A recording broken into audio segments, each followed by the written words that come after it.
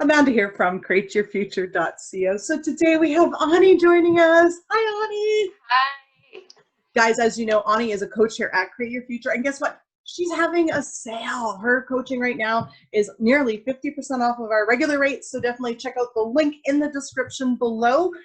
You know what? We've got a great video for you guys today. We are going to talk about 4 things that you can do to speed up your manifestation, like right now, like to make it happen right now, because we know your thoughts create and you create your reality. So there's no such thing as waiting. It's you're creating it. So if you want it to happen, you can make it happen now. And here's 4 possible things that you can do to make that happen. So number 1 is we want to take it off a pedestal and detach from it. Yes. So here's what I've noticed, guys. When you put someone on a pedestal, even if you don't realize you're putting them on a pedestal, it feels like you care too much about what they're thinking, what they're feeling at the current moment. You're trying to manipulate the situation so they can either contact you, they can show some type of reaction to you.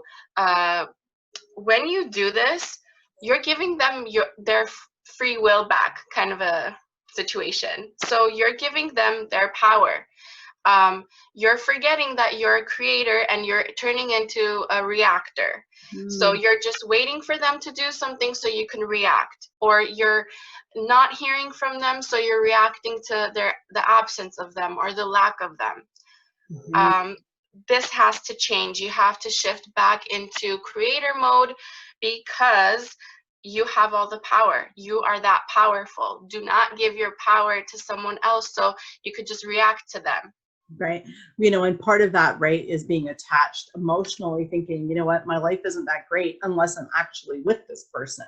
And Yes. That's being attached emotionally. Emotionally, you need them to change how you feel about your life. So, you know, some ways that you can take them off a pedestal and to detach from it. So taking them off a pedestal would be like, you know what, I am, you know, I'm good enough to have this relationship in my life. I'm good enough for them to treat me with respect and to respect my boundaries. I'm good enough to have the relationship that I want.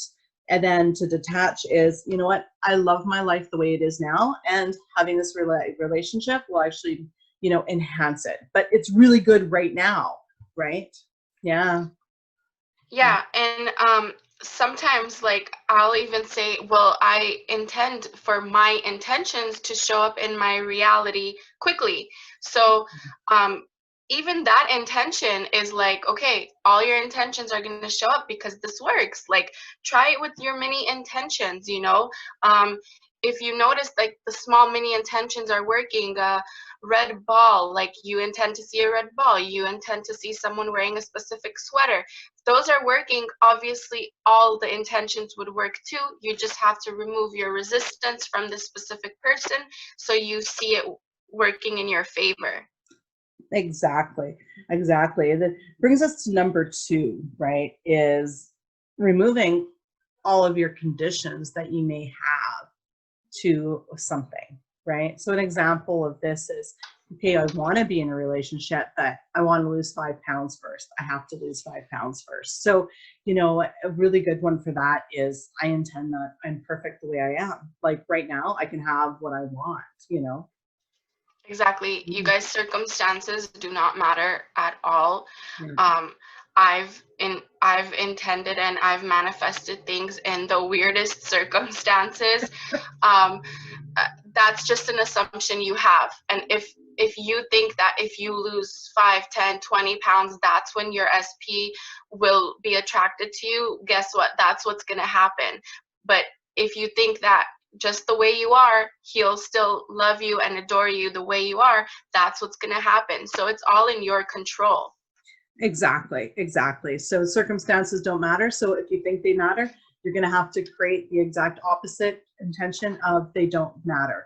And, you know, and specifically, so it's like, okay, well, it matters that we're different religions. Then you're going to have to make, no, I intend that it's okay. And we actually get along, even though we have different religious beliefs, right? So you've got to renounce the opposite. Number 3 is feeling like we're lying to ourselves when we do the intentions, right? So we've got to remove that. Yes. And when you do your intentions and you feel like, but this is not it, this is not how it is. Yeah, I want it to be like that, but this is not how it is. You're constantly shifting from what you want in your future to you don't have it. What you want to you don't have it. That's canceling each other out. So you're wasting your focus and your energy like that. Remind yourself of every time I didn't have a resistant thought and I intended and I manifested something, it worked, right? So use it towards your SP, use it towards these types of manifestations, because you don't want to contradict each other. You don't want your intention and your mental diet to contradict each other, because then you're going to just find yourself like, okay, it's not coming, it's not coming, it's not coming. Yeah. That's the reason it's not coming, because you're contradicting yourself. You're exactly on lack. Exactly. And, you know, so, you know, like my inner conversation, I share that would be like, you know, like I intend for Jerry, you know, to propose to me, right? That's my intention. Then all of a sudden I'm like, oh, but he won't, you know, I feel like I'm lying to myself. Okay. Now I'm just definitely not on a mental diet. Like I'm going down the wrong road. Feeling like I'm lying to myself is basically not believing in the law. So my inner conversation would be, I intended Jerry's going to propose to me. Oh, but you know what? I'm not sure he's going to. Well, no, hold on. Everyone's being pushed out my thoughts crate. And then he's going to propose to me. And that's my inner conversation, because I have so much belief in how my thoughts create. I've got so much evidence of it. So one way to really, you know, get past this is stop that thought of I'm lying to myself to no, I believe that this works. And then if you don't fully believe that the law works, then start doing that list of mini manifestations like Ani just said. Like seriously, you got to believe in yourself. You have to believe in your intentions. You don't need to believe in what you're intending, but you do need to believe in that the law does work and that you can have what you want, right? You know, and that's the line there, right? You know, and there's lots of ways to do it. Is, you know, make that list, you know, get on top of your thoughts throughout the day. You know, say, I intend to see that my thoughts actually do create. I intend to see my manifestations, my intentions manifesting. Oh, I love that one. I love it. Everyone write that down. Everybody write that down.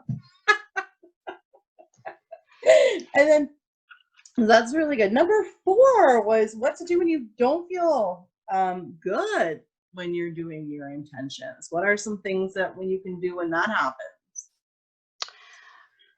Just notice the things you're grateful for. You know, sometimes we're so into what we want to happen, we completely ignore what's going good already in our lives. And we shouldn't, because every time you're grateful for something that's going great, you're creating more of it. You're gonna get more of it. More of that focus will create more of that experience. So be grateful, whether you're spending time with your family more, whether you're doing great at your job, you just got promoted, or you just any type of experience. Like I received a gift from a friend, it was so unexpected. All these things, note them down, write them down. I'm grateful for this. Be happy, put statements out there, affirmations out there, because the more your energy and your thoughts are in grateful mode, the more great you're going to experience things that you will be grateful for. And this also pertains to SP too. Yeah. So they'll start showing you that. Exactly. So, you know, exactly how we would apply this to an SP is, and I know you were thinking it because I felt it and your me pushed out, is, you know, is when you are in a situation with a specific person and you're not happy with it, start focusing on what you are happy with that relationship. Like really change the way that you feel about it. You know, you don't need to be happy to create in your life, but you do need to be happy and feel good about the area that you want to create in. Because if you're having thoughts of anxiety and worry and rejection, then you're only going to create more of that in that area of your life. So, you know, if you're looking to turn somebody around and to recreate them, start focusing on what you do like about them, what is working in the relationship, what you are thankful for.